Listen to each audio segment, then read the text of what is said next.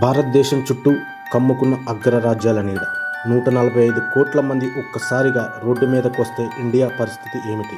Hi viewers, destiny to anomaly welcomes you.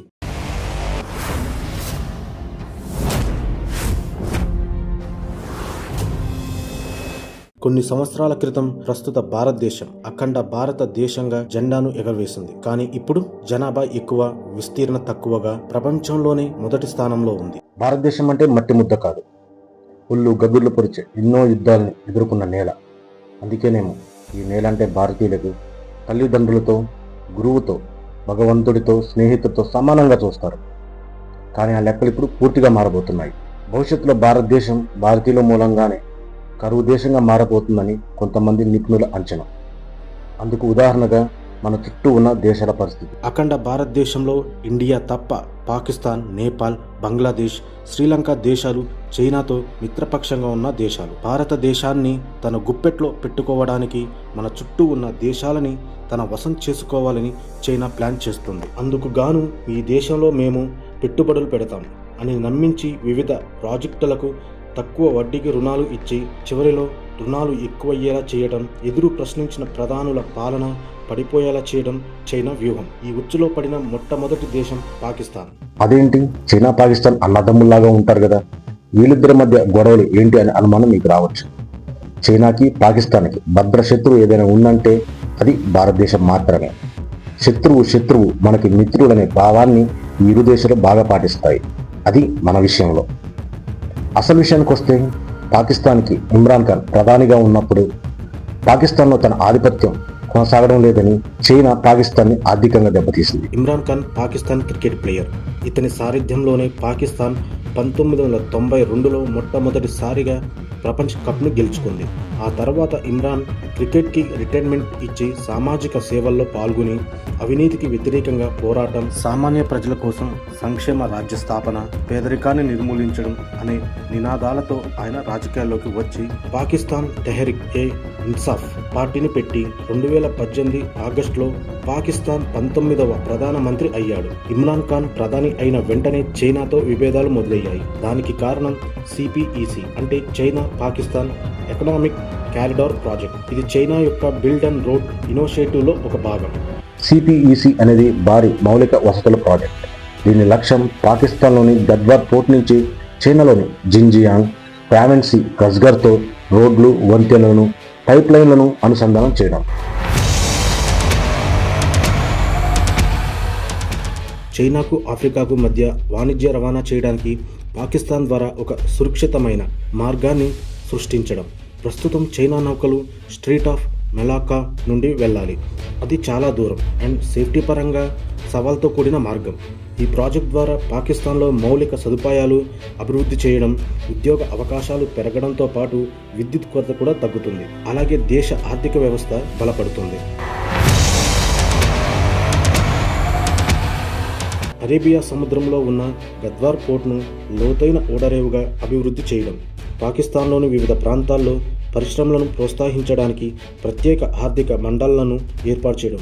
CPEC corridor Kashmir నుంచి వెళ్లడం వల్ల భారతదేశ సార్వభౌమత్వాన్ని ఉల్లంఘిస్తుందని భావించిన భారత్ దీన్ని తీవ్రంగా ఖండించింది. ఈ అప్పులను తిరిగి చెల్లించడంలో పాకిస్తాన్కి కష్టంగా మారడంతో దేశ ఆర్థిక వ్యవస్థ సంక్షోభంలో కూరుకుపోయిందని విశ్లేషకులు ఆందోళన వ్యక్తం చేశారు. అలాగే ఈ ప్రాజెక్టులో ముఖ్యమైన పదవులను చైనా తమ అధికారులు నియమించింది. కూలీల వరకు పాక్ పౌరులను నియమించడంతో పాకిస్తాన్లోని కొన్ని ప్రాంతాల్లో చైనా అధికారులపై తీవ్రవాద దాడులు జరిగాయి. ఆ విధంగా సిపిసి ప్రాజెక్ట్ ఆగిపోయింది. దీనివల్ల చైనాకి భారీగా నష్టం కలిగింది. చైనాకి కలిగిన నష్టాన్ని పాకిస్తాన్పై భారం వేయడంతో దేశ ఆర్థిక పరిస్థితి క్షీణించింది. విపరీతంగా ద్రవ్యోల్బణం, పెట్రోల్, డీజిల్, గ్యాస్, ఆహార వస్తువులు ధరలు పెరగడంతో సామాన్య ప్రజలు తీవ్ర ఇబ్బందులు పడ్డారు. ప్రజల్లో ఇమ్రాన్ ఖాన్ ప్రభుత్వంపై అసంతృప్తికి దారితీసింది. కోవిడ్ వల్ల కూడా ఆర్థిక వ్యవస్థపై తీవ్ర ప్రతికూల ప్రభావం పడింది. తన పాలనలో ఇమ్రాన్ ఖాన్ తీసుకున్న కొన్ని నిర్ణయాలు రాజకీయ అస్థిరతకు కారణమయ్యాయి. దీనివల్ల తన ప్రభుత్వం సంకీర్ణ పక్షాల మద్దతు కోల్పోయి పార్లమెంట్లో మెజార్టీని కోల్పోయింది. Pakistan Muslims party Nawaz, Pakistan peoples Nawaz వంటి ప్రధాన ప్రతిపక్షాలు కలిసి పాకిస్తాన్ డెమోక్రటిక్ మూవ్మెంట్ అనే కూటమి ప్రభుత్వాన్ని ఏర్పాటు చేసి ఇమ్రాన్ ఖాన్కు వ్యతిరేకంగా అవిశ్వాస తీర్మానాన్ని ప్రవేశపెట్టాయి. పార్లమెంట్లో అవిశ్వాస తీర్మానాన్ని ఎదుర్కోవడానికి ఇమ్రాన్ ఖాన్ చేసిన ప్రయత్నాలను సుప్రీంకోర్టు రాజ్యాంగ విరుద్ధమని ప్రకటించి తీర్మానంపై ఓటు వేయాలని ఆదేశించింది. ఈ పరిమాణాలు ప్రభుత్వాన్ని మరింత నష్టాన్ని కలిగించాయి. పాకిస్తాన్ రాజకీయాల్లో సైన్యం పాత్ర చాలా కీలకమైంది. ఇమ్రాన్ ఖాన్ అధికారంలోకి రావడానికి సైన్యం మద్దతు మూల కారణం. అయితే ఇద్దరి మధ్య కొన్ని కీలక అంశాలపై విభేదాలు తలెత్తాయి. పాకిస్తాన్ నిఘా సంస్థ ISI డైరెక్టర్ జనరల్ నియామకంపై ఇమ్రాన్ ఖాన్కు అప్పటి సైనిక చీఫ్ అయిన జనరల్ ఖమర్ జావేద్ బజ్వాకు మధ్య తీవ్ర విభేదాలు ఏర్పడ్డాయి. ఇమ్రాన్ ఖాన్ విదేశాంగ విధానం కూడా సైనిక నాయకత్వానికి నచ్చలేదు. ముఖ్యంగా అమెరికాతో సంబంధాల విషయంలో బజ్వా నాయకత్వంలోని సైన్యం ఇమ్రాన్ ఖాన్ పట్ల తటస్థంగా ఉండాలని నిర్ణయించుకుంది. దీంతో ఆయనకు మద్దతు లభించలేదు. ఈ కారణాల వల్ల 2022 ఏప్రిల్లో ఇమ్రాన్ ఖాన్ ప్రభుత్వం అవిశ్వాస తీర్మానంలో ఓడిపోయి అధికారం కోల్పోయింది. 2024 సెప్టెంబర్ నాటికి ఇమ్రాన్ ఖాన్ అనేక అవినీతి ఇతర చట్టపరమైన కేసుల కారణంగా జైల్లో ఉన్నారు. ఆయనకు రాజకీయాలపై నిషేధం కూడా విధించబడింది. అయినప్పటికీ ఆయన పాకిస్తాన్లో ఇప్పటికీ అత్యంత ప్రజాదరణ పొందిన నాయకులలో ఒక్కరిగా ఉన్నారు. పాకిస్తాన్ సుప్రీంకోర్టు ఇమ్రాన్ ఖాన్కి ఆగస్టు 21, 2025లో బెయిల్ ఇచ్చింది. డ్రాగన్ వలలో చిక్కుకున్న మరో దేశం శ్రీలంక. శ్రీలంక జనాభా మొత్తం 2 కోట్ల నుంచి 19 లక్షలకు పైగా ఉంటారు. 2004 సునామీలో ఎక్కువగా నష్టపోయిన ఈ దేశం ఇప్పటికీ పేదరికాన్ని అనుభవిస్తూనే ఉంది. శ్రీలంకలో ప్రభుత్వం పడిపోవడానికి ప్రధానంగా 3 కారణాలు: ఆర్థిక సంక్షోభం, రాజకీయ అస్థిరత, ప్రజల్లో ఆందోళన. ఈ 3 అంశాలు ఒకదానితో ఒకటి ముడిపడి దేశాన్ని సంక్షోభంలోకి పడేలా దారితీశాయి. సింహాల ప్రభుత్వం పెద్ద ఎత్తున అంతర్జాతీయ అప్పులు చేసింది. ముఖ్యంగా చైనా వంటి దేశాల నుండి మౌలిక వసతుల ప్రాజెక్టుల కోసం భారీగా రుణాలు తీసుకుంది. ఈ అప్పులను తిరిగి చెల్లించే విషయంలో శ్రీలంక చేతులెత్తేయడంతో దేశ ఆర్థిక వ్యవస్థపై తీవ్ర ఒత్తిడి పెరిగింది. 2019లో వచ్చిన రాజపక్స ప్రభుత్వం పన్నులను విపరీతంగా తగ్గించింది. దీనివల్ల ప్రభుత్వానికి వచ్చే ఆదాయం భారీగా పడిపోయింది. ఈ నిర్ణయం ఆర్థిక వ్యవస్థకు మరింత నష్టం కలిగించింది. అలాగే కరోనా మహమ్మారి వల్ల శ్రీలంక ఆర్థిక వ్యవస్థకు ప్రధాన ఆదాయమైన పర్యాటక రంగం పూర్తిగా దెబ్బతింది. దీంతో విదేశీ మారక ద్రవ్యం దేశంలోకి రావడం పూర్తిగా ఆగిపోయింది. ముఖ్యంగా చైనా తన అప్పులు తీర్చే వరకు శ్రీలంకకు వనరులు దిగుమతిని నిలిపివేసింది. 2021లో రసాయనిక ఎరువులను పూర్తిగా నిషేధించి సేంద్రియ వ్యవసాయాన్ని ప్రోత్సహించాలని నిర్ణయించింది రాజపక్స ప్రభుత్వం. ఈ నిర్ణయం వల్ల పంట దిగుబడులు భారీగా పడిపోయాయి. దీంతో ఆహార కొరత ఏర్పడి ఆహార ధరలు విపరీతంగా పెరిగాయి. ఆర్థిక సంక్షోభంతో పాటు రాజకీయ పరంగా కుటుంబ పాలన వల్ల కూడా ప్రభుత్వంపై ప్రజల్లో తీవ్ర వ్యతిరేకత పెరిగింది. అప్పటి అధ్యక్షుడు రాజపక్ష తన కుటుంబ సభ్యులకు ఆర్థిక వ్యవస్థలోని కీలక పదవులు ఇచ్చారు. ఈ కుటుంబ పాలన వల్ల ప్రజలు విసిగిపోయారు. పన్నుల తగ్గింపు వంటి నిర్ణయాల వల్ల ఆర్థిక సంక్షోభం తీవ్రంగా పడిపోయింది. ఇలాంటి విధానాల వల్ల ప్రజల్లో ప్రభుత్వంపై నమ్మకం పోయింది. ఆర్థిక సంక్షోభం, రాజకీయ అస్థిరతతో విసిగిపోయిన ప్రజలు భారీగా నిరసనలకు దిగారు. పెట్రోల్, డీజిల్, గ్యాస్, ఆహార వస్తువులు కొరత, విపరీతంగా పెరిగిన ధరల వల్ల ప్రజలు రోడ్లపైకి వచ్చి నిరసనలు తెలిపారు. ఈ నిరసనలు దేశవ్యాప్తంగా వ్యాపించాయి. 2022 జూలైలో నిరసనకారులు కొలంబోలోని అధ్యక్ష భవనం, ప్రధానమంత్రి నివాసాలను ముట్టడించారు. దీంతో రాజపక్స ప్రధానమంత్రి పదవికి రాజీనామా చేసి దేశం విడిచి పారిపోవలసి వచ్చింది. ఇదే తోవలో బంగ్లాదేశ్, నేపాల్ కూడా చేరాయి. బంగ్లాదేశ్కి స్వాతంత్రం రావడానికి ముఖ్య కారణం భారతదేశం. 1971లో పాకిస్తాన్ నుంచి విముక్తి కల్పించారు అప్పటి ప్రధాని ఇందిరాగాంధీ. అప్పటి నుంచి బంగ్లా, భారత్ సన్నిహితంగా ఉండేవి. 1971 నుంచి 2024 షేక్ హసీనా రాజీనామా చేసే వరకు ఇరు దేశాలు స్నేహంగా ఉండేవి. కానీ దేశం డెవలప్మెంట్ కోసం షేక్ హసీనా చైనా నుంచి ఆర్థిక సాయం తీసుకుని అతిపెద్ద వాణిజ్య భాగస్వామిగా ఎదిగింది.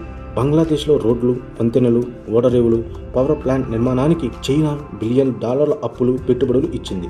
బంగ్లాదేశ్ సైన్యానికి అవసరమైన ఆయుధాల్లో సుమారు 70% కంటే ఎక్కువ చైనా నుండే వస్తాయి. చివరికి సబ్మైనర్లు కూడా బంగ్లాదేశ్ చైనా నుండే కొనుగోలు చేసేది. చైనా యొక్క బిల్డ్ అండ్ రోడ్ ప్రాజెక్టుల్లో బంగ్లాదేశ్ ఒక ముఖ్యమైన భాగస్వామి.